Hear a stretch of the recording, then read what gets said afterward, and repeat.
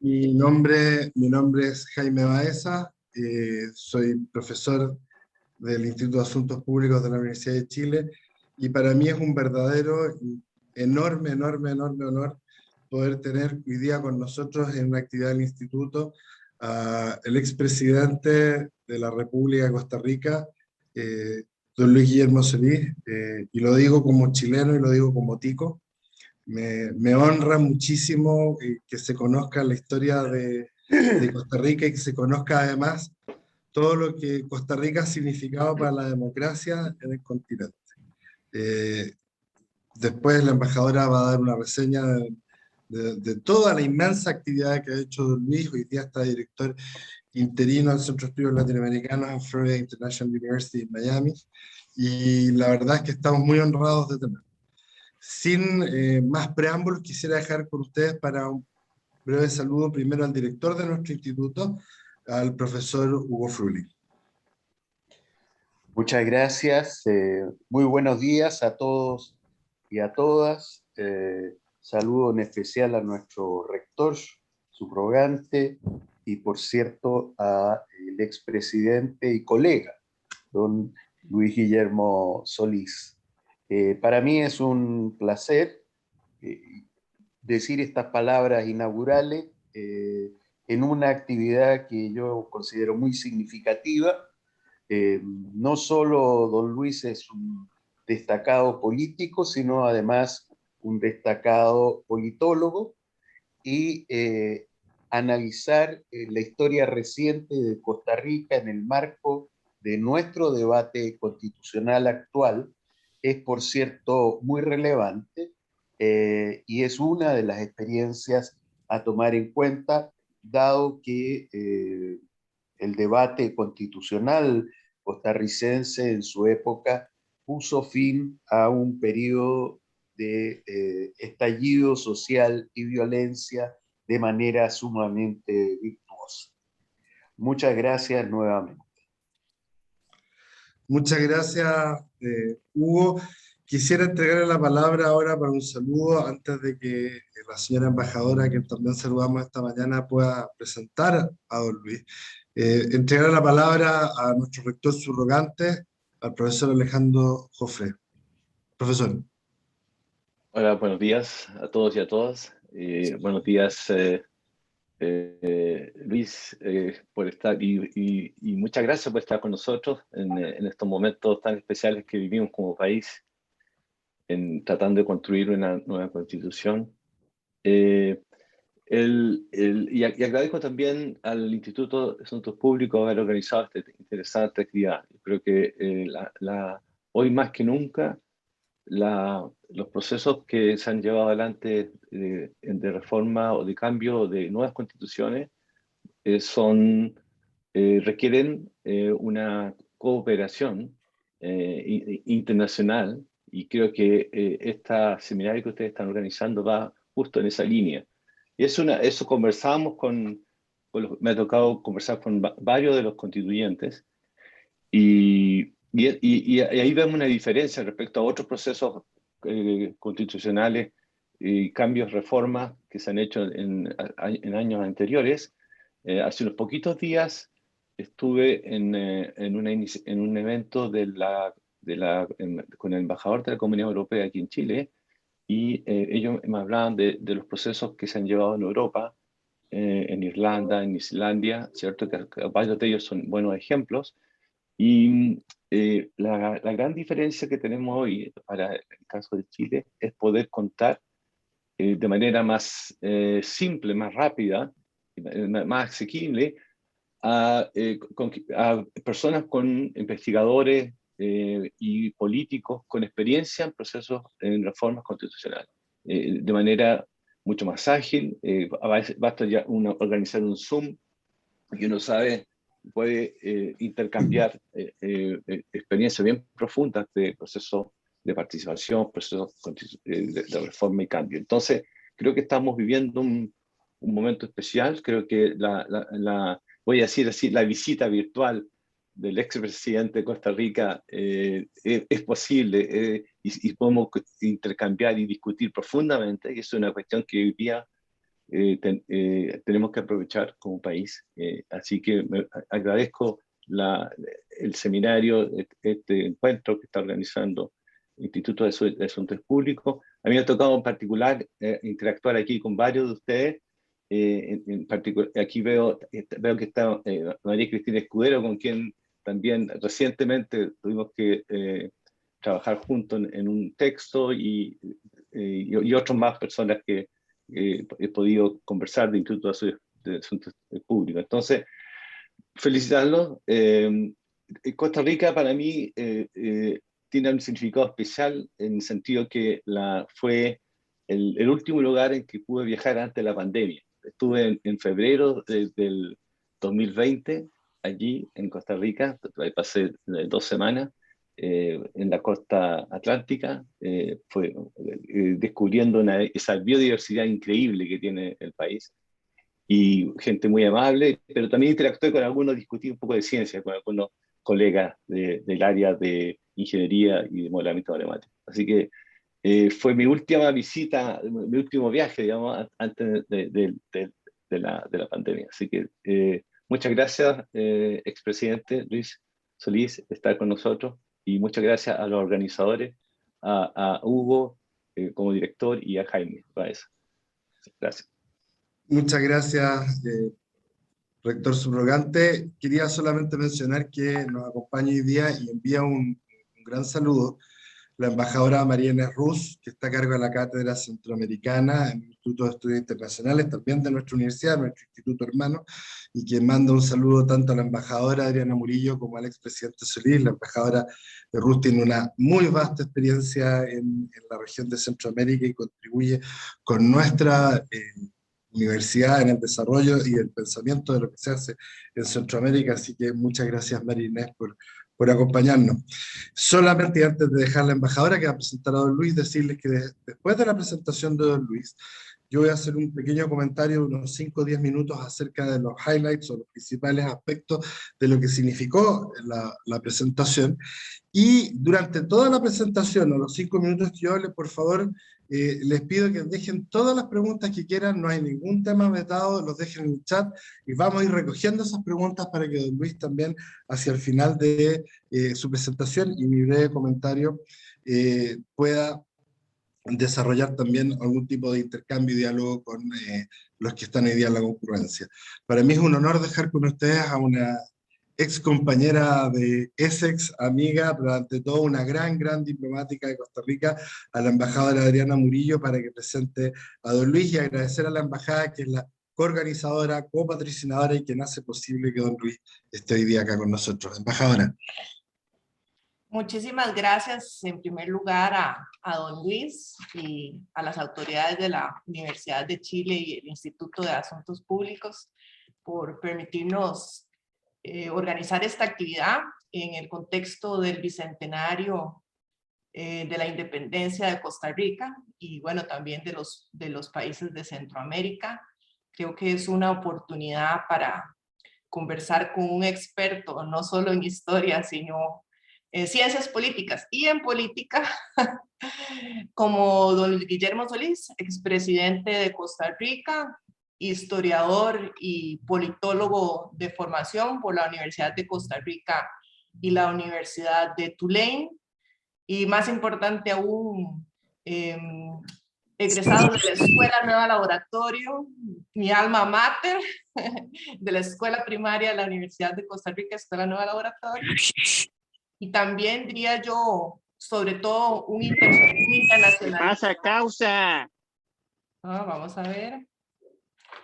Un internacionalista y también un centroamericanista y profesor por vocación. La carrera académica de don Luis ha sido muy extensa, tanto en la Universidad de Costa Rica, como director del posgrado centroamericano de ciencia política, entre muchos otros puestos, como en otras universidades en los Estados Unidos y otros países. Tenemos también el honor, diría yo, que contamos también con un feminista, en donde Guillermo, pues él copresidió el panel de alto nivel del secretario general de las Naciones Unidas sobre el empoderamiento económico de las mujeres, que me parece que dio algunas recomendaciones de suma importancia para avanzar en ese tema. Actualmente, don Luis Guillermo se desempeña como director del Centro Kimberly Green de Estudios Latinoamericanos y Caribeños de la Universidad Internacional de Florida en Miami. Creo que esta es una oportunidad para conocer cuáles fueron los balances que se fueron construyendo en Costa Rica para tener el Estado social de derecho que tenemos actualmente, entre los servicios públicos, los sistemas universales de educación y salud, los balances con el derecho a la propiedad y actualmente también con las limitaciones por razones de salud pública o motivos ambientales.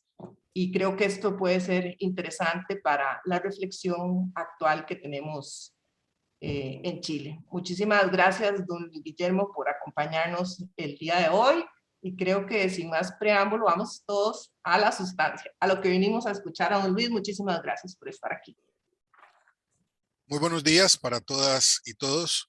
Muchas gracias, señora embajadora, por su presentación, al señor rector por su presencia con nosotros. Un saludo a Hitler, que es mi papá.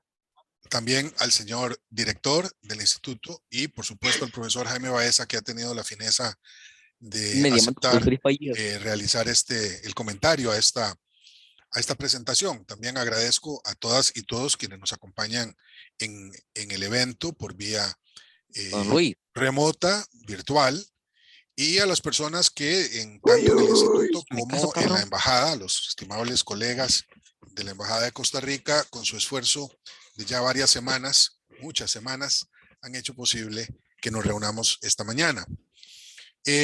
Esta presentación va acompañada de un saludo a quienes en los países centroamericanos acabamos de celebrar 200 años de independencia, pero se engarza en el proceso constitucional chileno. Creo que hay que colocarla ahí, aunque no vamos a estar hablando de Chile, sino de Costa Rica, porque Chile y Costa Rica comparten una gran cantidad de perspectivas y valores desde hace mucho tiempo. Voy a señalar algunas, ciertamente.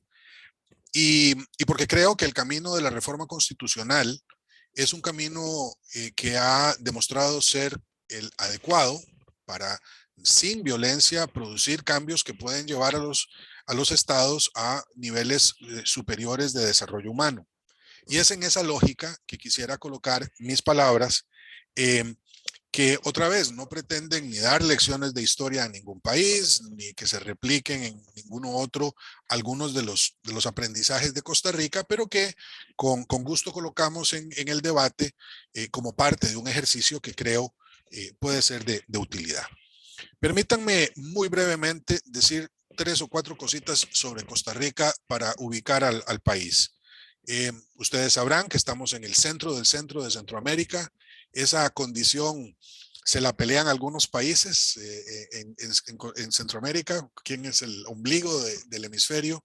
No voy a entrar en ese debate, pero estamos ahí. Pero hay un dato importante de Costa Rica que nos acerca con Chile, es que somos 10 veces más grandes en mar que en tierra. En tierra nuestra extensión es un poquito mayor a los 50,000 kilómetros cuadrados, pero en el mar es 500,000 kilómetros. Tenemos una proyección pacífica muy grande por la posesión de Costa Rica de la isla del Coco, que es una isla que es patrimonio natural de la humanidad, declarada así por la UNESCO, a pesar de que solo tenemos 5 millones, alrededor de 5 millones de habitantes.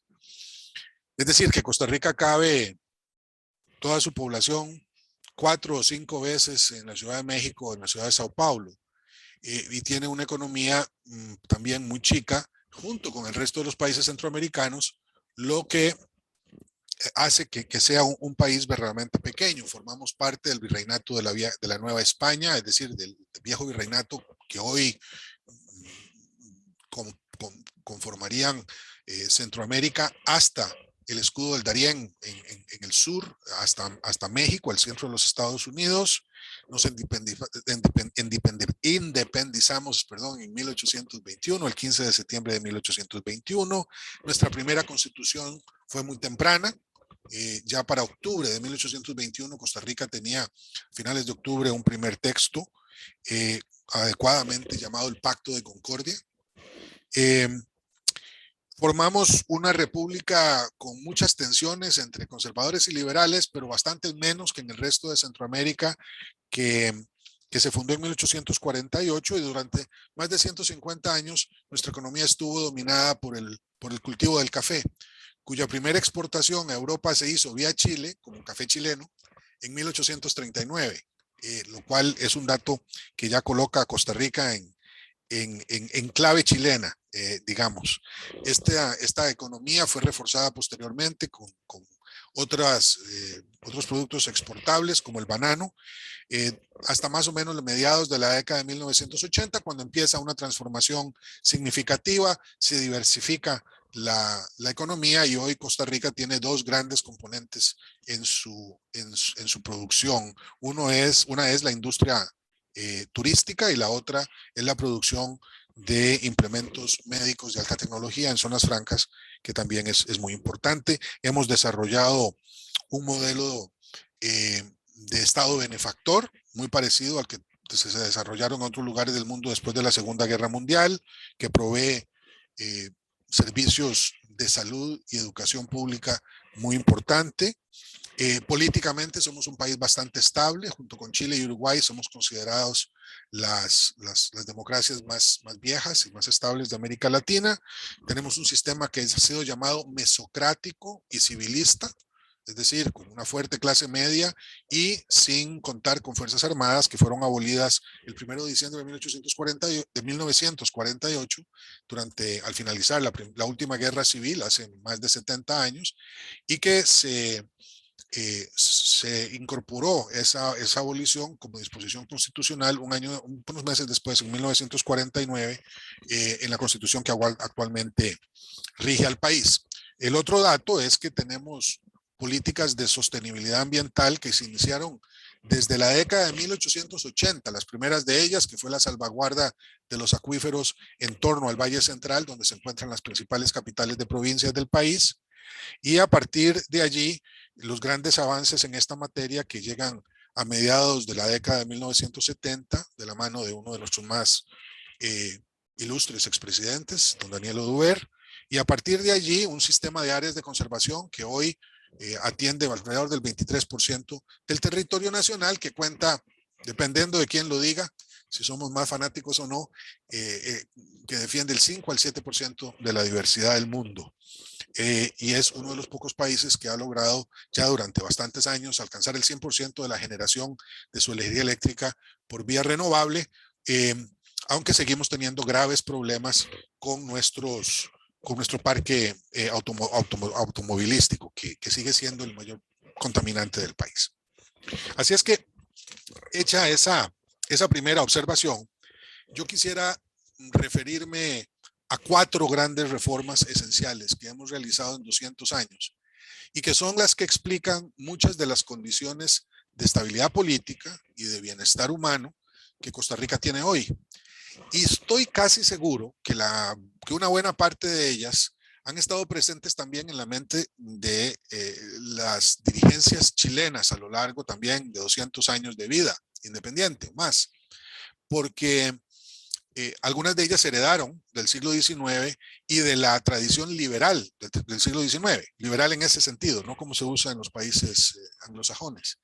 Y por eso creo que aquí tenemos una oportunidad para poner en perspectiva histórica algunas de las tareas de la Convención Constituyente chilena, que ya funciona, y de otras medidas que no son atribución constituyente, pero que se derivarán necesariamente de la Constitución a propósito de leyes que tendrán que ser renovadas. Entonces son 4 grandes reformas que, a mi juicio, constituyen ese andamiaje o esa urdimbre sobre la cual se construye la Costa Rica de hoy.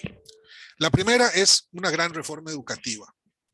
En realidad, en Costa Rica, la adhesión a la educación pública se presenta muy tempranamente en el siglo XIX. Sin embargo, la más importante de esas reformas vino entre 1885 y 1886, época de claro predominio liberal, ¿Cuándo se suscriben las leyes sobre juntas de instrucción pública? Que fue en el 85, y la ley fundamental de instrucción pública, de la Ley General de Educación Común, el año 86. Y la principal contribución, me parece, de la educación pública en ese momento, que fue declarar a la educación pública obligatoria y costeada por el Estado, fue que logró colocar en la vida del país esta noción de que la educación no es ni un lujo ni un privilegio, sino es un elemento central de la vida republicana. Y esa es una tesis que ustedes en Chile la tuvieron porque salió de los grandes debates liberales en Argentina, Chile, en Perú también, pero dicho por los liberales en una hermosa frase que yo a menudo rescato, y es que hay que sembrar escuelas para cosechar repúblicas.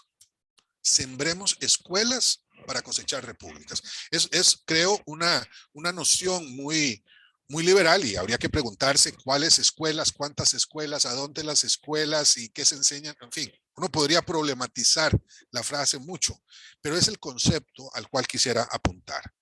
Y hay dos factores tempranos que me parece muy importante también traer a cuento. Uno es el reconocimiento de la importancia de la educación de las mujeres. Ya en 1839 había una escuela de niñas en San José. Las escuelas de niñas de entonces nada que ver con las escuelas de niñas posteriores, y además ya el concepto lo hemos eliminado. Pero es importante el reconocimiento de las mujeres. Y lo otro es una temprana adhesión a la idea de la educación secundaria, porque los liberales hablaban mucho de la primaria, pero no de la secundaria, y claramente la universitaria se reservaba a las élites. También hubo dos reconocimientos posteriores que me parecen esenciales. Uno, por supuesto, la reapertura de la universidad que se produjo en 1940. La Universidad de Costa Rica se funda en 1940, pero es en realidad la refundación de la vieja Universidad de Santo Tomás, que había funcionado entre 1841 y 1888, por un lado, es decir, el final de la cadena de la educación pública, que es la educación superior, pero también el reconocimiento a la educación preescolar, es decir, al kinder, ¿verdad? Al jardín de niños, que empezó en Costa Rica de la mano de una de nuestras más importantes figuras literarias, María Isabel Carvajal, y con la doctrina montessoriana. Ella estuvo en Europa, la aprendió, vino a Costa Rica y creó el primer maternal, como se le llamaba en ese momento. María Isabel Carvajal nos acerca a Chile también. Su nombre de escritora era Carmen Lira, porque cuando vivió en Chile tomaba el tranvía entre la calle Lira, la calle Carmen y la calle Lira, que todavía están por allá. Así es que ese es otro elemento que recordamos. Y también Chile juega un papel muy importante, no solamente por haberle dado el nombre a la escritora, su sobrenombre literario, sino también porque don Luis Galdames, en 1935, uno de los grandes educadores chilenos, trajo una misión a Costa Rica como decía, en 1935, que evaluó el sistema educativo y recomendó, entre otras cosas, tener una casa de educación superior que se funda 5 años después, que fue la Universidad de Costa Rica. También tuvimos a principios de siglo, de la mano de unos grandes maestros nuestros, un gran político también, don Omar Dengo, la creación de la Escuela Normal para la formación de maestras y maestros, fundamentalmente maestras, que fueron quienes, incluida mamá, que estudió ahí, dicho sea de paso. Yo soy educador por ya de 3 generaciones, mi mamá, yo mismo y uno de mis hijos. Entonces, la Escuela Normal es una institución que se corre por toda América Latina, tiene una gran cantidad de réplicas. Y esto cierro diciendo que invertir en educación es la base sólida sobre la cual nosotros hemos edificado la nueva economía. No habría en Costa Rica tanto desarrollo tecnológico, no habría tanta inversión como la que atraemos en medio de la pandemia, en medio de la crisis. Costa Rica sigue siendo uno de los países del mundo que más atracción de inversión extranjera directa todavía tiene, si no fuera por el sistema educativo que tiene. Y creo que esto es una condición que es fundamental a los países grandes y pequeños, por supuesto, y por igual, pero que es más importante en los países pequeños, porque obviamente no contamos con otros recursos. La Constitución establece que en Costa Rica hasta el 8% del Producto Interno Bruto, no del presupuesto, el 8% del Producto Interno Bruto debe ser otorgada a la educación pública, desde el kinder hasta la universidad. No hemos llegado ahí. Estamos en 7.62 y tal, y hay un debate sobre si esa educación es lo suficientemente buena, si estamos... todo eso está por discutirse, sin duda. No voy a hacer aquí apología de la calidad de nuestra educación, porque además las pruebas PISA, por ejemplo, tienen problemas que debemos de reconocer en mi país. Sin embargo, el que ese porcentaje del Producto Interno Bruto, un tercio del presupuesto nacional se dedique a la educación, se las trae. Por comparación, en China, y eso me lo dijo el presidente Xi Jinping, así es que tomo la palabra del colega, ex colega, por suerte en mi caso ex colega, porque él yo creo que va a ser colega de muchos presidentes por mucho tiempo. En China llegan al 4%, o sea, estamos hablando de porcentajes que ya solo se encuentran en los países europeos, ni siquiera en Estados Unidos. Así es que cierro diciendo, esta es una base esencial, central. La segunda reforma es la reforma social. Y aquí yo creo que quizá encontremos más diferencias con el caso chileno por lo que pasó durante los años de la dictadura. Ya los antecedentes de la reforma social empiezan a finales del siglo XIX, hay una reacción, como en muchos otros países, contra el liberalismo de entonces. En Costa Rica también se empieza esa reforma a partir de la publicación de la encíclica Rerum Novarum de 1891, llegan los primeros anarquistas.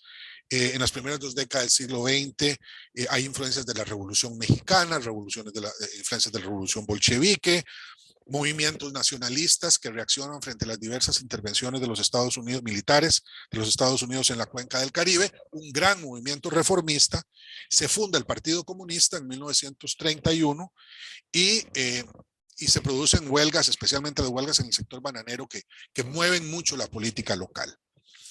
Pero una de las cosas interesantes que llevan a la reforma social y su incorporación a la Constitución es una alianza, ojo, una alianza entre un presidente que venía de la burguesía nacional, un arzobispo, el arzobispo de San José, de familia bastante indígena, en una zona marginal del Valle Central, y el secretario general del Partido Comunista, que se ponen de acuerdo para realizar una reforma que marca, de hecho, el fin de la época liberal. Y entonces se introduce a la Constitución Política el capítulo de garantías sociales. La Constitución Política era una Constitución liberal, la Constitución de 1871, entonces se le incorpora las garantías sociales. ¿Y esto qué hace? Bueno, por una parte, hay yo diría, 3 grandes reformas, pero la más importante es la primera, para mí. Bueno, por supuesto que voy a decir que la Universidad de Costa Rica es muy importante también, pero tengo que defenderme a mi alma mater. Pero la más importante es la creación de la Caja Costarricense del Seguro Social, que es la precursora y actualmente todavía cabeza del sistema universal de servicios médicos y de salud. Y mediante la promulgación de la Caja, de la Caja, todos los empleadores junto con el Estado tienen que aportar, y los propios trabajadores aportan a un fondo solidario en diferente proporción, que es el que permite que reciban los servicios médicos públicos. Y esto es para el asegurado, para su familia y para el resto bueno, para la familia del asegurado. Y también todas las personas que son residentes en el país tienen acceso a esos servicios. Y de hecho, incluso los servicios más sofisticados. No se le pide a alguna persona que pague antes de ir a tomar, si se le da un ataque al corazón y hay que hacerle un trasplante, se le hace a la persona, ¿verdad? Primero se le pregunta si tiene la plata para pagar. que es una de las tragedias que ve uno en Estados Unidos, por ejemplo. Yo no sé cómo hacen aquí para sostener eso. No tengo la seguridad exactamente cómo es en Chile, pero me imagino que será un sistema parecido. En todo caso, el nuestro es un sistema solidario, es universal y no solamente tiene que ver con salud, sino también con pensiones no contributivas. Las personas no aseguradas, los desempleados, los migrantes, reciben los servicios a crédito, pero generalmente a costos muy menores en un servicio médico privado, que también existen, pero que dan a Costa Rica marca en Costa Rica una diferencia muy grande sobre este tema, ¿verdad? De servicios públicos de salud. Eso significa vacunación, significa que las madres pueden tener seguimiento a lo largo de todos sus embarazos, etcétera. Y si a mí me lo preguntan, la caja, más que cualquier otra, es la base esencial de nuestra paz. Es el eje articulador del modelo de Estado costarricense, que vino acompañado de una gran cantidad de otras reformas que se derivaron de algunas otras cosas de las cuales vamos a hablar. Pero la reforma social, el capítulo social de garantías sociales, que también incluyen la universidad y la proclamación del Código del Trabajo, que es otro gran componente para que los trabajadores y trabajadoras tengan derechos, a mí me parece fundamental. Y ahí, otra vez, esto es un proceso que se acumula. Hay una sedimentación de garantías sociales que se producen a lo largo del tiempo. Salario mínimo, jornada laboral de 8 horas, días feriados, vacaciones, cargas sociales, bono navideño, el pago de doble salario a trabajar en días feriados, el derecho a la huelga, el derecho a la existencia de sindicatos, de las negociaciones colectivas, pagos de cesantía, cuando hay despidos sin justificación, y bueno, y toda una protección a los empleados que sean cesados sin pago de cesantía, se incluyen en ese capítulo específico. Otra vez, para la mujer costarricense en esa época, en los años 40, este fue una importantísima posibilidad. Uno puede ser muy pobre, puede tener grandes problemas de otra naturaleza, pero si tiene el seguro social, ya una parte importante de sus preocupaciones, que son las que tienen que ver con la salud, la cual es esencial para todo lo demás, están resueltos o casi resueltos, ¿verdad? Entonces, esta segunda reforma es esencial. Las terceras reformas son las que yo llamaría las reformas modernizantes, que se producen después de la guerra civil, que se peleó en buena medida para defender esas garantías sociales y ese capítulo de garantías sociales, y que quedan incorporadas en la Constitución, la nueva Constitución y última que tenemos del año 49, que es la del año 71, reformada integralmente. Esto ocurre después de nuestra última guerra civil. Fue una guerra civil de relativamente poco tiempo, 3 meses más o menos, que, como les decía, se produce originalmente para traerse abajo la reforma social, financiada por los sectores más potentes de la sociedad costarricense, pero que más bien termina consolidándola. Hubo un gobierno interino antes de la elección del gobierno nacional, más bien la consolidación del gobierno que había ganado las elecciones del 48, pero que esas elecciones habían sido violentadas, de la mano de un gran dirigente, porque aquí los liderazgos cuentan.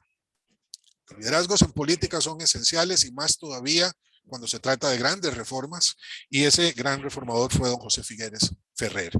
Y las principales decisiones que tomó esa junta de gobierno, que es la que manda en Costa Rica por 18 meses como una junta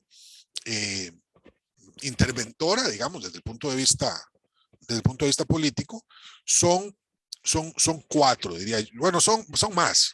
Pero voy a mencionarlas todas. La creación del Tribunal Supremo de Elecciones, porque son importantes para la consecuencia que tiene después. Creación del Tribunal Supremo de Elecciones. El Tribunal Supremo es la instancia final e inapelable de los procesos electorales. Hasta ahí llegaron y son magistrados escogidos por la Corte Suprema de Justicia y que forman para todos los efectos en Costa Rica un cuarto poder. Entonces ahí no hay ninguna duda generalmente sobre la calidad de las... Es una institución de control. Segundo, en la Asamblea Nacional Constituyente y la nueva Constitución, que en el 48 se convoca desde la Junta fundadora de la Segunda República, y dicho sea de paso, es una Asamblea Constituyente en la cual la Junta tiene minoría. Es decir, respetaron una constituyente en donde no tenían mayoría, lo cual a mí me parece que también es otra lección aprendida. Promueven y garantizan el voto femenino. Otra vez, vean la importancia de las mujeres a lo largo de todo este proceso, en la educación, en la garantía de sus derechos, ahora en la atribución del voto, el inicio de las políticas de fin a la segregación racial, la fundación de un instituto que fue esencial para el desarrollo de Costa Rica y sigue siéndolo hoy, el Instituto Costarricense de Electricidad, que inicia, dicho sea de paso, en la producción, la generación de electricidad sostenible por medio de las represas hidroeléctricas. Los decretos de nacionalización bancaria y el impuesto del 10% al capital.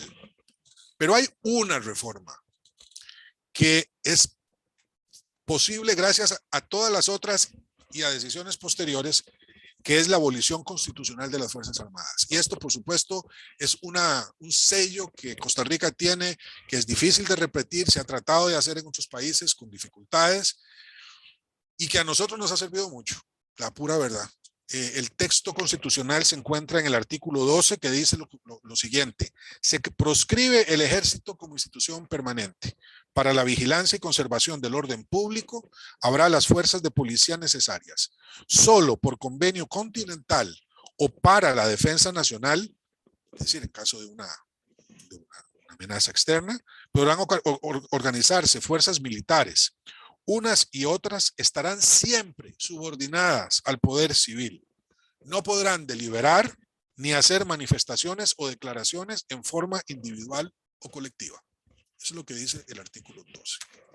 Y por supuesto, es el más importante porque gracias a los dividendos de la paz, como podrían llamarse aquellos que resultan de la no necesidad de gasto militar, es que se puede disponer de los recursos financieros para cubrir las obligaciones sociales. Con eso se paga la caja, con eso se paga la educación. Bueno, no solo con eso, hay impuestos y otras cosas, pero el no contar con un ejército que por naturaleza es sumamente caro.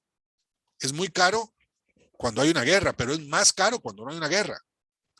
También en tiempos de paz, por los costos que tiene y porque muchas veces las amenazas para las cuales se crean los ejércitos no existen. Pero otra vez, esta es la experiencia nacional, eso es muy importante. Entonces, por una parte, se cuenta con más recursos. En segundo lugar, se construyen instituciones para que la tentación golpista no se presente, ¿verdad? Esa es la segunda ganancia. Y esas instituciones son el Poder Legislativo, que tiene muchas prerrogativas en Costa Rica, el Poder Judicial, el Poder Electoral, que no es formalmente un poder, solo en Costa Rica hay 3, los que se ponen en la Constitución, pero que en la práctica es un cuarto poder, y todas las demás instituciones contraloras, como la Contraloría General de la República, como la Oficina del Ombudsman, que se llama el Defensoría de los Habitantes en Costa Rica, que ha permitido lo que yo llamo un ecosistema de control eficaz para evitar los excesos del Ejecutivo. Ahora más bien creo que el problema es contrario, es que el Ejecutivo tiene muy poco poder comparado con el que tuvo en algún momento, pero eso es parte de estas prestaciones y contraprestaciones que han hecho que el sistema sea estable. Y por supuesto se acompaña de la adhesión al sistema internacional, donde Costa Rica ha trasladado a los órganos titulares del derecho internacional, tanto americano como mundial, es decir, en la OEA y en la Corte Internacional de Justicia, las competencias para la salvaguarda del país en situaciones extremas. El Tratado Interamericano de Asistencia Recíproca se aplicó por primera vez en Costa Rica en una invasión de Somoza a nuestro país en 1949 y después en 1955. La Corte Penal Internacional, nosotros formamos parte de ella, pero más importante, la Corte Internacional de Justicia, en donde hemos llevado y resuelto nuestros principales diferendos con la República de Nicaragua a propósito de problemas limítrofes. Tenemos un desafío grande con las fuerzas de policía, que han funcionado hasta ahora, pero que son complejas de administrar en tiempos de crimen transnacional organizado, ataques de ciberseguridad, es decir, todas esas cosas. Pero bueno, voy a terminar porque tenemos que entrar a la parte más interesante, que son sus discusiones, y permítanme hacer algunas pocas conclusiones. Primero, en la democracia el cambio, la transformación siempre son deseables y siempre son necesarias. Nosotros estamos llegando a un punto en donde posiblemente convenga plantearse una reforma constitucional. Chile ya tomó esa decisión y yo creo que eso es muy necesario. El mundo cambia, las sociedades cambian y la verdad es que es posible el cambio por medio de la reforma. No necesariamente tenemos que tumbarlo todo para hacer ese cambio. En la tradición costarricense y en la tradición chilena, ese es un factor que pesa. Segundo, el proceso puede ser más lento, pero el costo social de la violencia es demasiado alto como para arriesgarse a ella si uno puede evitarlo. El proceso es lento, pero preserva la paz, garantiza derechos, asegura legalidad, promueve la participación, puede llevar a la integración de nuevos sectores sociales y da perdurabilidad a los cambios. Tercero, en circunstancias excepcionales, cuando el soberano, es decir, el pueblo, tiene que tomar las armas para neutralizar la tiranía, el cambio requiere de liderazgos visionarios y son circunstancias especiales, pero eso no siempre es lo que se necesita. Al final de cuentas, la salida incluso de esos procesos debe ser una salida constitucional y a derecho. Y esto no tiene que ver solo con los aspectos formales, pero también tiene que ver con los aspectos formales. Es muy importante la formalidad en la política, la formalidad jurídica, normativa, que yo quisiera resaltar. Y Costa Rica y Chile son democracias maduras que han optado en la mayor parte de su historia. Chile tiene algunas discusiones que están pendientes del proceso dictatorial final, pero la convención constituyente es un muy buen ejemplo de cómo Chile está matando sus propias pulgas. Uso esa figura no para que enfatice el matar las pulgas, sino por el hecho de que están utilizando un recurso nacional adecuado para tramitar esas dificultades. Y lo que no se resuelva en la constituyente, que habrá cosas que no se resuelvan, se podrán resolver después en procesos de diálogo que se deriven de ellas. Yo no creo que la calle sea el único lugar a donde se resuelvan los líos, ni tampoco creo que sea el mejor. No digo que sea ilegítima la calle, pero si tenemos un mecanismo que pueda ser utilizado de otra manera, aprovechemos.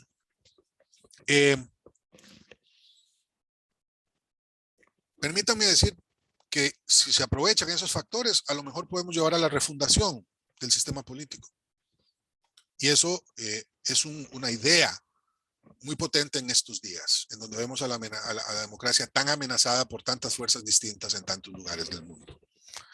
Y al igual que en Costa Rica en 1949, yo creo que en Chile la constituyente puede traer reformas trascendentales que lleven a Chile a otro lugar y que pueden reconstruir las bases mismas del Estado nacional, de su sistema político, de sus instituciones y su cultura administrativa. Y aquí yo creo que ustedes tienen lo más importante para lograr eso, que es el talento humano.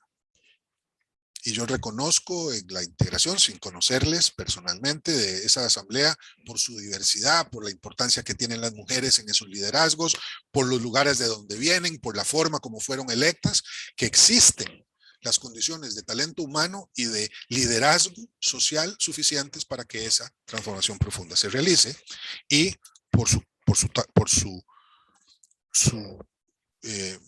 espero lo mejor. Ahora, el cambio legal, por supuesto, es necesario, pero no es suficiente. Y por lo tanto, hay que ir más allá de lo legal, moverse mucho en la lógica de la educación cívica, de la formación ciudadana, y esto es esencial para evitar los abusos personalistas que tanto daño nos han causado en América Latina, ¿verdad?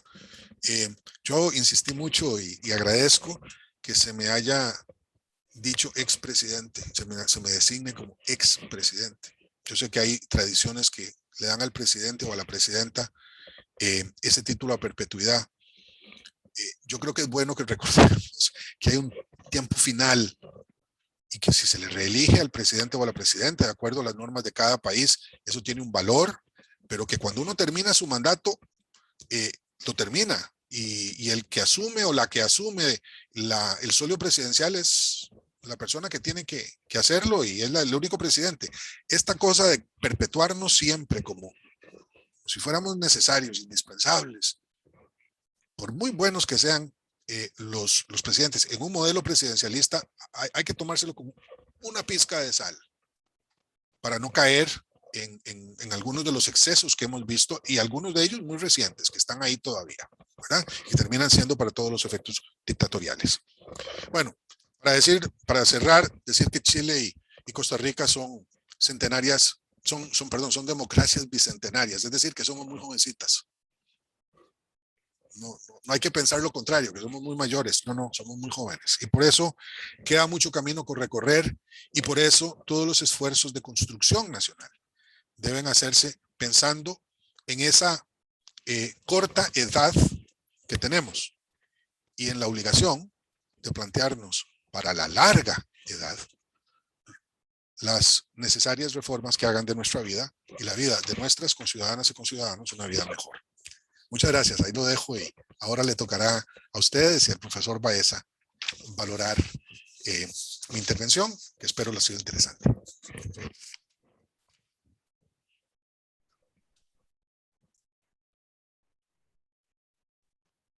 Jaime, no se te escucha.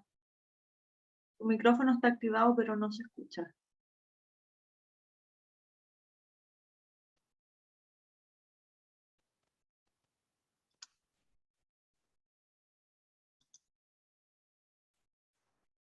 No.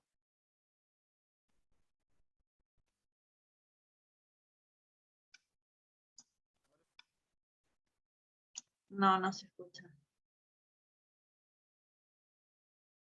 Mientras tanto, les comentamos que van a poder hacer sus preguntas vía chat. El chat está habilitado para que nos escriban. Pueden enviarme mensajes a mí para procesar las preguntas que tengan para el expresidente. ¿Me escuchan ahora? Sí. Perfecto. Don Luis, primero que todo agradecerle de corazón la verdadera clase magistral que nos ha hecho de lo que significa Costa Rica, no solo para sus habitantes, sino para el mundo, y hacer solo 3 puntos centrales de su presentación, y además compartir un elemento bien interesante, que son los periodos en los que ambos países hemos llegado al bicentenario. Estas semanas, Costa Rica ha celebrado su bicentenario en medio de una pandemia.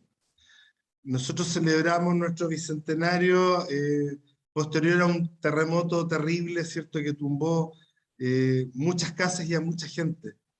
Y parece ser que estas celebraciones que preparamos tanto y que por tantos años se genera y que seguimos celebrando, ¿cierto?, los 200 años de Costa Rica, igual muchas veces la naturaleza, la realidad nos cambia el plan y que por lo tanto nuestros jóvenes países tienen que seguir construyendo desde las realidades y no solo desde sueños ideales.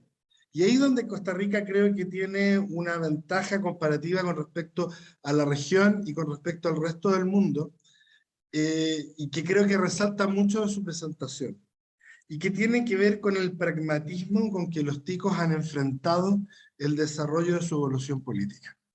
Yo creo que es una palabra clave, pragmatismo. Y eso se ve en esa capacidad incluso de generar una coalición, ¿cierto?, en el periodo republicano, ¿cierto?, el presidente Calderón, previo a la guerra civil, entre la Iglesia Católica, el Partido Comunista, sectores de avanzada, incluso sectores conservadores que fueron capaces de sentarse a la mesa a pensar y plantear una Costa Rica desde lo posible, pero desde lo posible con preocupación por todos y cada uno de sus habitantes.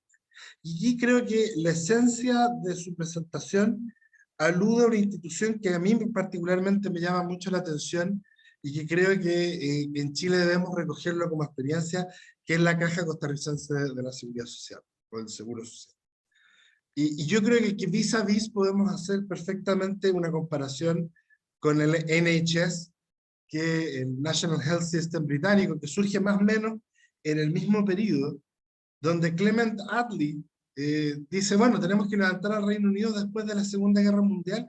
¿Cómo lo vamos a hacer? Preocupándonos de la salud de los británicos, y detrás de la salud de los británicos, ¿qué ocurre con el futuro de los británicos? Pero detrás de la caja no solo hay un tema de pensar en la previsión o en el bienestar de los ticos, sino que hay una cuestión mucho más de fondo, un modelo de sociedad.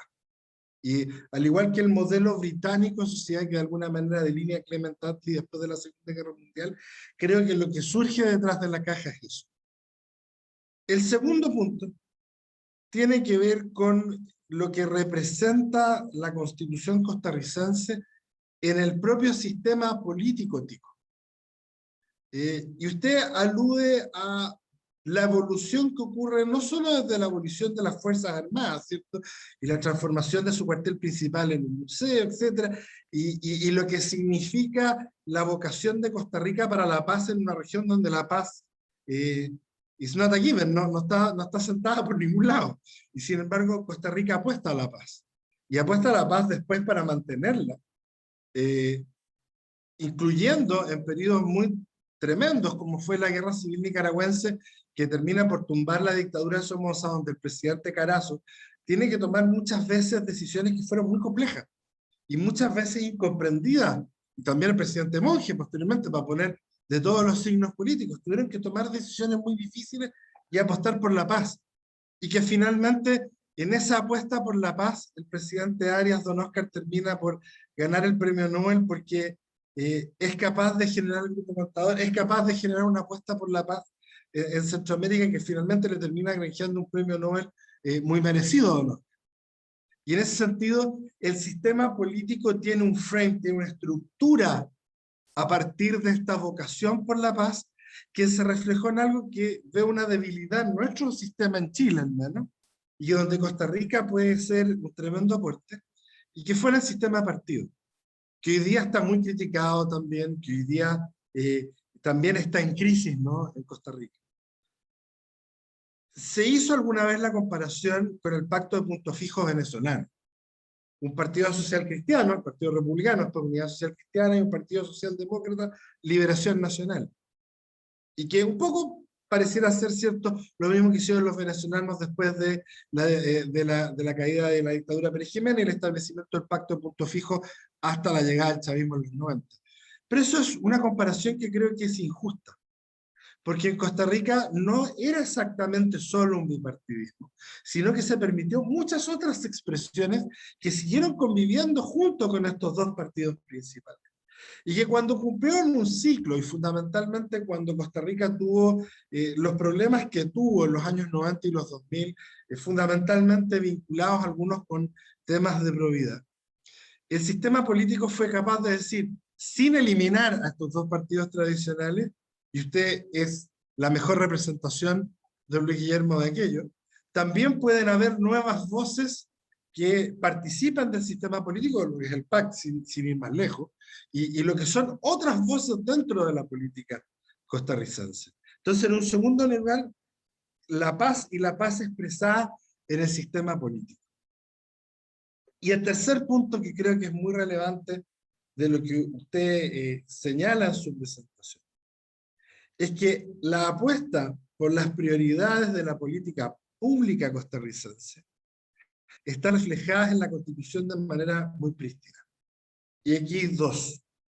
La primera es la educación. No solo con la reapertura, ¿cierto?, de la Universidad de Costa Rica, que después fue incorporando más carreras. Me acuerdo perfecto, mi tío tuvo que estudiar medicina a Buenos Aires, porque no había medicina todavía en los años 50 en la Universidad de Costa Rica, por ejemplo, todavía no existía aquello. Pero que fue un impulso, pero que partió por el principio, no por el final, partió por la instrucción primaria, de un país de agricultores que decide formarse.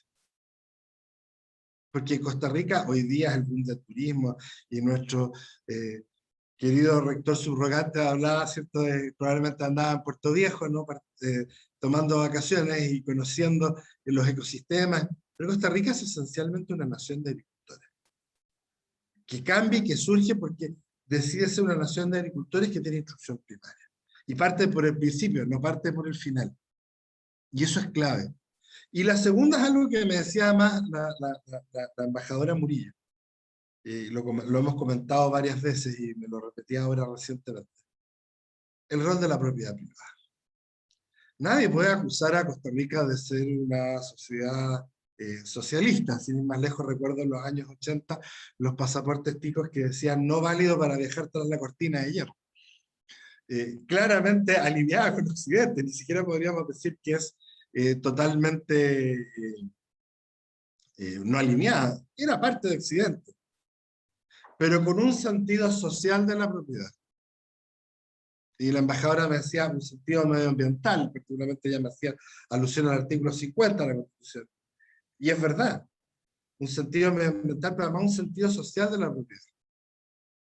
Que a mi juicio es clave en los desafíos que usted nos ha planteado en su clase magistral. Sin embargo, hay desafíos en la sociedad tica y que usted también los reconoce y los señala como democracia joven. Costa Rica ciertamente fue siempre una sociedad más pobre, probablemente más pobre que otras, pero sin hambre, con altos grados de equidad social y donde la distribución de la riqueza siempre fue un asset de la sociedad. Porque una pobreza en términos de decir que no habían grandes riquezas, pero no habían grandes pobrezas. Y hoy día, efectivamente, Costa Rica tiene un desafío frente a todo, sobre todo frente a un tema que usted no menciona, pero que es muy importante. Costa Rica es una nación muy solidaria. 300, 400 mil nicaragüenses que han cruzado la frontera y han hecho de Costa Rica su hogar. Costa Rica ha enfrentado un problema migratorio muy parecido al que Chile está enfrentando hoy día en la frontera norte. Y lo ha hecho con un grado de humanismo muy importante, pero que tensiona la caja, tensiona los servicios sociales en general, tensiona la seguridad, tensiona porque una cosa es no tener fuerza armada y otra cosa es caer en la ingenuidad. Costa Rica tiene una policía como se merece y con una capacidad de disuasión importante en el orden público, pero también lo tensiona. Y Costa Rica también tiene un desafío, y pensando en las próximas elecciones presidenciales, de cómo va a dar continuidad a un proyecto que, entre otras personas, un proyecto de transformación social, y que sin duda las diferentes administraciones de los distintos partidos han realizado, pero donde don Luis ha sido sin duda un referente, y un referente que a él lo puede tener muy tranquilo y que a Costa Rica lo puede tener muy orgulloso. Esos serían mis comentarios a la presentación, y nuevamente ratificando que para mí como chileno, pero hijo de una costarricense, es un tremendo honor esta oportunidad de poder compartir con usted, don Luis, que lo conocí hace muchos años y que ahora me permite el grandísimo honor de poder compartir estas ideas acerca y reflexiones acerca de lo que usted ha señalado. Muchas gracias. No sé, don Luis, ¿tiene algún comentario que hacer o pasamos directamente a las preguntas? No, yo creo que ya me han escuchado mucho rato y creo que lo más rico es escuchar las preguntas o los comentarios de la audiencia. Mariana, te dejamos con alguna de las preguntas. Mariana es nuestra periodista, directora de comunicaciones del Instituto, y además egresada de nuestra maestría, una gran profesional. Gracias, Jaime. Bueno, tenemos varias preguntas del público que quizás las podemos agrupar en temas. Las voy a enunciar todas porque no son tantas, y así el expresidente puede articularlas como prefiera para responder. Bueno, una pregunta es: ¿cuáles son los mayores desafíos que usted ve para el futuro de las democracias occidentales? Una pregunta relacionada con esto es: ¿cómo proyecta el panorama en América Latina en los próximos años, luego de esta vaivén entre izquierda y derecha? Se ha hablado de giro a la izquierda, giro a la derecha, en países como Brasil, Argentina y Chile.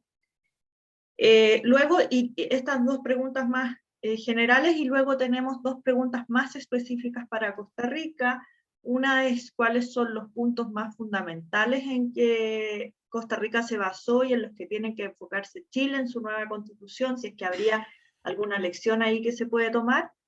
Y por último, ¿qué diferenció a las élites costarricenses respecto de otros países de la región en relación a las reformas liberales que prosperaron en Costa Rica y que en otros países de Centroamérica no funcionaron? Esas preguntas tenemos hasta el momento. Muy bien, muchas gracias. Bueno, uno podría pasar mucho rato, eso es material para otro evento, hablando sobre los desafíos para América Latina. Pero me parece que uno inmediato es salir hasta donde se pueda, o si ustedes prefieren, neutralizar tanto como sea posible la pandemia.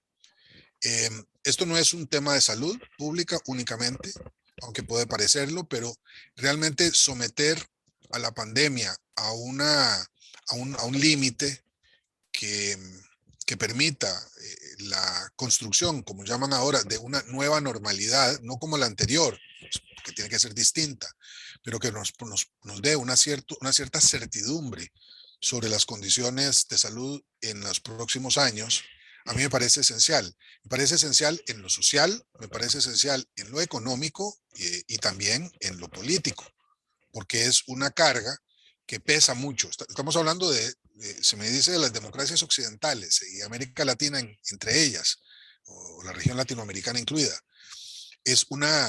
Ha sido una pandemia demoledora en los tres ámbitos, en el social, en el económico, en el político, etcétera, no solo por sí, sino también porque ha exacerbado fenómenos que teníamos ya en nuestras agendas desde antes y que ahora se han revelado con mucha fuerza. La exclusión, la pobreza, la falta de acceso, la debilidad de nuestras economías que crecen pero que no crecen lo suficiente como para generar los recursos que necesitamos, las tendencias autoritarias, en fin, todo eso existía antes, pero con la pandemia se exacerbó y se convirtió en un tema recurrente y global. Entonces, ese es un desafío. Y yo quisiera decir que hay un desafío que viene parejo de ese, si colocamos a las pandemias en categoría de eventos extremos, como lo dicen algunos expertos. Y es que tenemos que hacer un esfuerzo por prepararnos mejor frente a otros eventos extremos, algunos de los cuales tienen que ver con cambio climático y otros no. Terremotos, volcanes, etcétera, no es cambio climático. Eso forma parte de nuestra experiencia geográfica. América Latina, particularmente los países que tenemos costas en el Pacífico, ustedes muy en especial, padecemos de estas dificultades. En el Caribe tenemos los huracanes o ciclones, como le dicen allí, e incluso podríamos en algunos casos asociar esos fenómenos a procesos sociales, fenómenos tan complejos como las migraciones. Vean ustedes lo que está ocurriendo con Haití. Hoy ha sido publicada una carta que me parece tremenda, demoledora, del enviado especial para Haití, que es una de las cartas donde la desesperanza se vuelve verdaderamente pavorosa, está difícil de ver, donde dice, mire, nosotros no podemos, yo renuncio porque no estoy de acuerdo con lo que estamos haciendo. Por la asociación entre la condición de Haití y lo que está haciendo los Estados Unidos con los haitianos en la frontera con México. Entonces, yo diría, ese es un desafío muy importante. Pandemia, adaptación y mitigación de cambio climático, administración de eventos extremos, por una parte. Por otro lado, está todo el desafío económico. La verdad es que la desigualdad que ha producido el desarrollo tecnológico es algo que tiene que ser atendido de alguna manera, porque si no, esto va a ser peor que la diferenciación que marcaba la pobreza entre el mundo desarrollado y el que no lo era.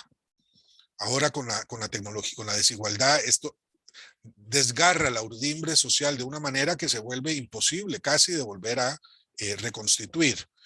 Eso significa economías que no sean tan contaminantes, economías que distribuyan mejor sus beneficios, economías que se basen en más conocimiento y en menos extracción, y que sean capaces de sostener a poblaciones que aspiran a condiciones mejores de vida.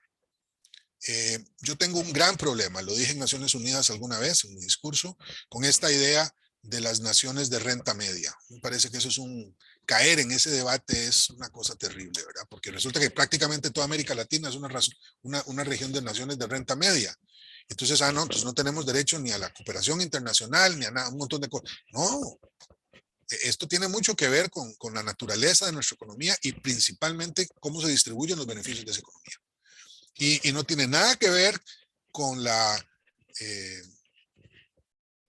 instauración de un régimen comunista, un régimen socialista. A mí no me extraña que lo digan muchas veces, ¿verdad?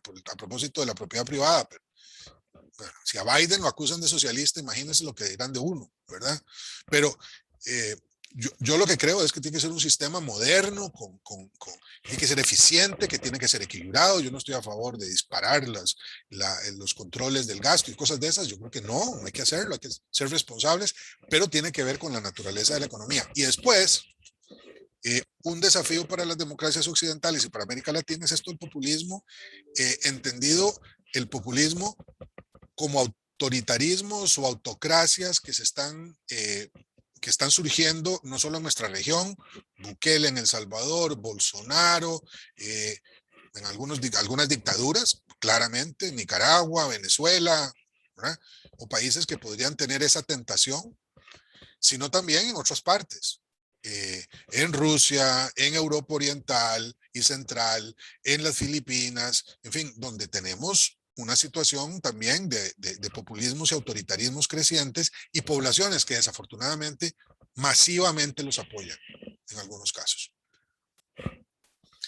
Y eso creo pasa por disfunciones de la democracia que deben ser atendidas también. Para mí ese es otro gran desafío. Y termino, hay más, pero termino diciendo que uno de los que me parece más fundamentales para que la democracia se sostenga es la incorporación de las mujeres a la economía en términos decentes, con salarios iguales a de los hombres por trabajo igual. 50% de la economía de las poblaciones del mundo son mujeres o más. Y sin embargo, allí donde están incorporadas al mercado, generalmente están en condiciones de discriminación. A mí me parece que una cuarta parte del mundo no puede estar en esas condiciones. Eso no solamente es una violación de derechos humanos, sino que es una estupidez económica. Porque estamos sacando de la posibilidad de constituir procesos económicos a una gran cantidad de personas. Entonces, eso incide sobre todo el desarrollo democrático. Y vean que el debate aquí no es solamente entre izquierda y derecha. Puede colocarse ahí. Y ojalá pudiéramos resolverlo discutiendo eso, como lo discutíamos en los 80s, unos y otros, y cada uno se colocaba de un lado de la raya y ahí nos atrincherábamos en debates interminables. Ojalá que pudiéramos hacerlo, no lo podemos hacer más, porque ahora esa discusión ya no está tan claramente marcada. Sí tiene factores ideológicos y hay que atenderlos, pero no está tan clara.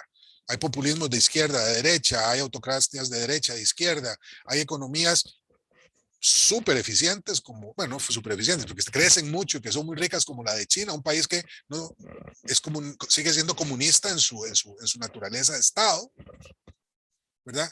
Y otras que se dicen regímenes progresistas o socialistas, como Nicaragua, como Venezuela, que resultan completamente, o la misma Cuba, que económicamente no funcionan. Y que vamos a decir que sí funcionan. Y no solamente por el bloqueo. Y digámoslo claramente, y busquemos salidas para discutir esos casos también. Entonces, yo creo que la discusión sobre el desafío de la democracia pasa por superar algunas de esas discusiones. Y por supuesto,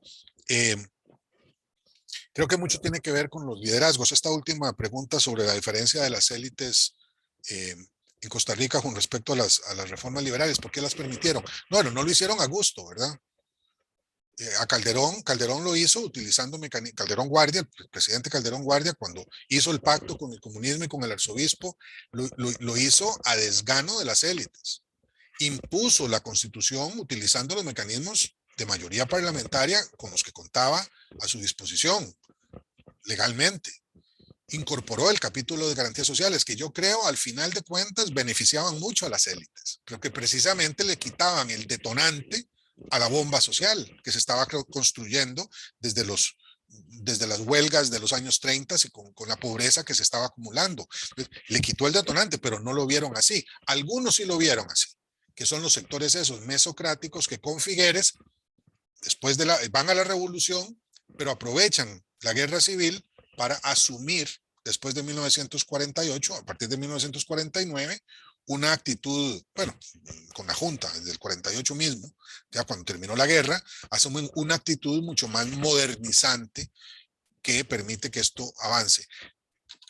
Tiendo a pensar que esa lucidez de las élites no existe más y que hay nuevamente un estrechamiento de la visión que propende a posiciones más conservadoras, ¿verdad? Y hay alguna gente que lo que quiere no es reformar la seguridad social, sino terminar privatizándola. Y alguna gente que no está pensando en el régimen de pensiones para mantener las pensiones no contributivas y ayudarle a la gente, sino para privatizar las pensiones con los resultados que sabemos tienen algunos países como Chile. Entonces, me parece que uno no puede hacer como generalizaciones respecto a las élites, pero sí tiene que reconocer que han cambiado bastante. Creo que por ahí me quedo para ver si hay otras casas.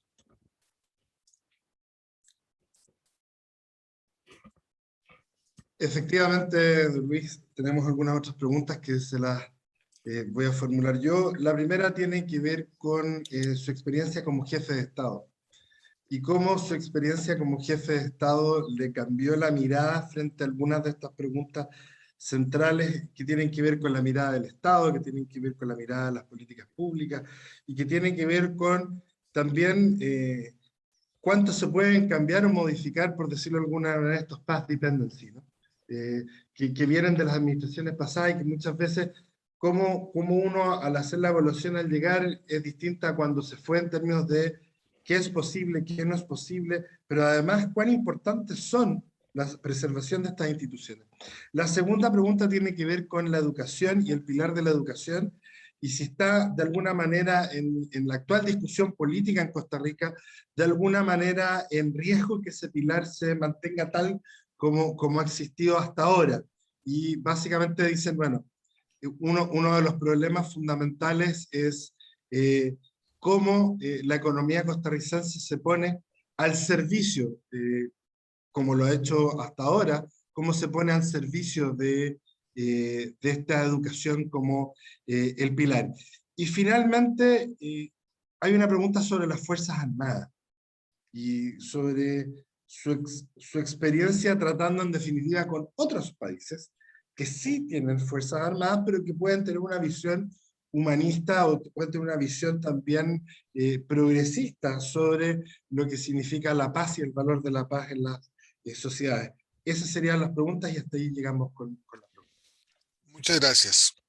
Bueno, vamos a ver. No, claro, cuando un profesor se convierte en presidente, imagínense todos los cambios que mira y cuánto valora pues la coyuntura para ver cómo se logran algunas cosas que uno como académico identificaba, ¿verdad? Y los límites que eso tiene. En Costa Rica uno de los problemas principales es que el ciudadano, la ciudadana quiebra el voto, lo llamamos nosotros el quiebre del voto, es decir, vota para el Ejecutivo por una persona y vota en la Asamblea Legislativa para otra, no es como en los regímenes parlamentarios en donde quien gobierna porque hay una mayoría parlamentaria que le acompaña. Entonces, qué sé yo fui electo en segunda ronda con un porcentaje altísimo de votos, pero mi bancada en la Asamblea Legislativa era de 13 diputados, de los cuales 4 estaban muy en contra mía, entonces, de mi partido, ¿verdad? En 57 que había, en lo que hay en la Asamblea Legislativa. Entonces, ustedes podrán imaginar la disfunción que se presenta entre una cosa y otra, y aún así, pues, el juego democrático es el que es, y eso es lo que establece la Constitución y hay que jugar en él. Pero sí, hay muchos problemas fundamentales. Mi administración, por ejemplo, fue la primera, como decía el profesor Baeza Freire, que fue la primera después de 70 años que no venía de las dos formaciones tradicionales, los dos bloques bipartidistas que dominaron a Costa Rica por esos 70 años, casi 70 años. Entonces, esto conllevó que yo tuve que trabajar con una administración pública cuyos funcionarios y funcionarias tendían a ser de los partidos políticos a los cuales yo había derrotado. Y aunque en Costa Rica hay un servicio civil, pues había muchos cargos de estos, los mandos medios, que llamábamos los académicos, que tenían, es decir, el sector más burocrático, de directoras, directores de instituciones autónomas, muchos de los cuales estaban en pleno pie de guerra contra la nueva administración. Y ahí se cometieron errores, por supuesto, de parte nuestra, y hubo funcionarios y funcionarios que tuvieron una relación súper respetuosa del mandato popular que habíamos recibido, pero eso es complicado hacerlo también en el marco de presupuestos muy estrechos, de una situación fiscal muy complicada que tenemos, de endeudamiento, en fin. Entonces uno como jefe de Estado y jefe de gobierno tiene que ser muy humilde y reconocer que las curvas de aprendizaje también son importantes, hay que aprender, a veces se toma más tiempo y a veces se cometen errores que uno ahora en retrospectiva puede mirar con mayor claridad. Así es que el cambio, ¿se puede lograr el cambio? Yo creo que sí. Lo que pasa es que otra vez el cambio es en democracia mucho más lento del que se puede lograr en condiciones no democráticas. Entonces, ¿cómo lograr que avance el cambio lo más rápidamente posible? Pues requiere de un poco la experiencia que tenemos países como Costa Rica, pero especialmente Chile, Uruguay, requiere, ahora el profesor Baeza decía pragmatismo, yo creo que sí, requiere de mucho pragmatismo, de mucha capacidad de lectura política, de entendimiento de para dónde vamos, qué es lo que necesitamos. Es una combinación de visión, liderazgo y condiciones objetivas que permitan esos avances. ¿La educación está en la mesa de la reforma? Sí, claro. Hay muchas personas que consideran que el sistema de educación pública en Costa Rica, de nuestros propios dirigentes, es dispendioso, es ineficiente, no tiene las características y condiciones necesarias para la economía del mundo contemporáneo. Hay algunos que quieren que la educación dual se convierta en un nuevo, como el modelo alemán, que se convierta en una nueva vertiente. Yo no tengo inconveniente con ello. De hecho, creo que tenemos un sistema de educación vocacional muy fuerte que permitiría, pero hay que manejarlo con cuidado. Hay una lógica en una ley de empleo público que puede ser muy peligrosa porque puede recortar presupuestos e impedir la contratación de maestras, maestros, profesoras y profesores para el sistema público. Un movimiento que se está corriendo a perspectivas muy conservadoras hacia la derecha con respecto a universidades, que las universidades son dispendiosas, que gastan mucha plata, que no le dan al país. No es decir, nadie está contando, nadie, no. Muchos no cuentan las ventajas que tener universidades de buena calidad dan para atracción de inversiones, por ejemplo. Esto es una sola, sin contar muchas otras. Pero entonces sí hay un cuestionamiento importante y creo que en algunos casos justificados sobre educación tiene que ver mucho también con la calidad de las maestras y los maestros, que deberíamos de poder evaluar de manera regular, salarios que deben ser mejorados, hay procedimientos muy burocráticos que podrían ser eliminados, pero sí hay un cuestionamiento. Y yo francamente creo que la educación no puede dejar de ser humanista, creo que tiene que ser integral. No estoy de acuerdo que solo graduemos ingenieros, doctores y científicos y científicas. Creo que también hay espacio para las ciencias sociales, tiene que haberlo para las artes, que tenemos que tener una educación amplia y luminosa que forme seres humanos críticos y capaces de entender su entorno y el entorno de los demás y las demás. Pero sí está en cuestionamiento y creo que el argumento de que no tenemos tanta plata para darnos el lujo de tener una educación como la que tienen los países escandinavos es el pésimo argumento, el peor de ellos, para justificar la privatización de los sectores educativos. Y sobre las Fuerzas Armadas y la relación con otros países que las tienen, otra vez, a nosotros nos ha servido mucho. Yo personalmente no tengo ningún problema en proponerlo, me parece que es muy bueno, pero sé que las condiciones históricas de muchos lugares vuelven difícil ese objetivo y en algunos casos también probablemente innecesarios, si son fuerzas militares que son no deliberantes, respetuosas, que no se saltan la Constitución, etcétera, etcétera, etcétera, pues magnífico. Yo sigo pensando que el elemento financiero, el costo de esas fuerzas es muy alto y que se podrían utilizar esos recursos de otra manera, pero con todo respeto, admito que hay países para los que les funciona bien y algunas fuerzas armadas que están muy asociadas al concepto de Estado-Nación, jugaron un papel muy importante en la independencia, se han mantenido desde entonces, tienen un espíritu de cuerpo, juegan un papel importante desde el punto de vista social. Es decir, esos argumentos, todos los registro, los valoro. En América Latina hay muchos países en donde las Fuerzas Armadas no han jugado ese papel constructivo y respetuoso, y aún en aquellos países en donde sí lo han hecho, a veces ha habido excepciones y el costo ha sido elevadísimo en vidas humanas y en desarrollo social. Entonces, la relación que Costa Rica tiene con todos los estados que tienen fuerzas militares, incluido su vecina norteña, porque en Panamá el ejército fue disuelto también, aunque tienen un modelo diferente al nuestro, pero digamos, con Nicaragua, el tema no es sobre si tienen ellos ejército y nosotros no. Ahí las dificultades son de otra naturaleza y la discusión es de otro tipo, pero yo sí creo que para la experiencia costarricense ha sido muy, muy importante esa decisión señera del año 48, recogida en la Constitución de 1949. Perfecto, don Luis. Creo que ha sido un panorama muy constructivo y que nos permite no solo conocer más a Costa Rica, sino también sacar lecciones para el proceso que nosotros tenemos, y era parte del desafío. El prorector, que hoy día funge en estos días, ¿cierto?, como rector subrogante, manda un saludo, dice: muchas gracias, don Luis Guillermo, por la clase magistral y felicitaciones. Es muy interesante e instructivo para Chile. Eso pone por escrito el rector subrogante de la universidad, porque de verdad, para nosotros como Universidad de Chile, esta ha sido una gran instancia de aprendizaje. Esperamos, junto con nuestro instituto y con el resto de la universidad, poder seguir en contacto con ustedes, poder aprendiendo de sus enseñanzas, y ahora en su rol en la Florida International University, poder también seguir conversando, seguir discutiendo y seguir construyendo conocimiento y academia, y dejar las últimas palabras solo por una despedida a nuestra querida amiga, la embajadora de Costa Rica en Chile, Adriana Murillo, con el cual cerramos ya nuestra actividad.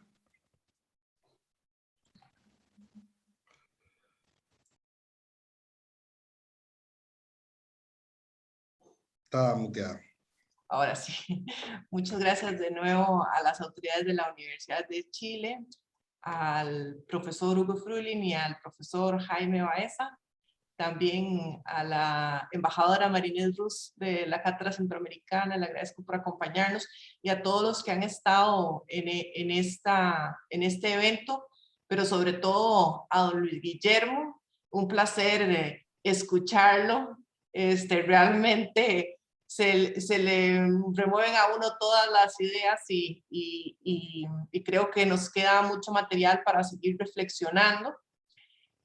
A todos los que nos han acompañado durante esta hora y media de reflexión, les agradecemos mucho y esperamos seguir trabajando juntos y juntas en otras iniciativas. Muchísimas gracias. Y feliz bicentenario a Costa Rica. Muchas gracias, que estén muy bien. Gracias, don Luis Guillermo, un honor como siempre. Gracias. Muchas gracias a todas y todos, que estén muy bien. Gracias.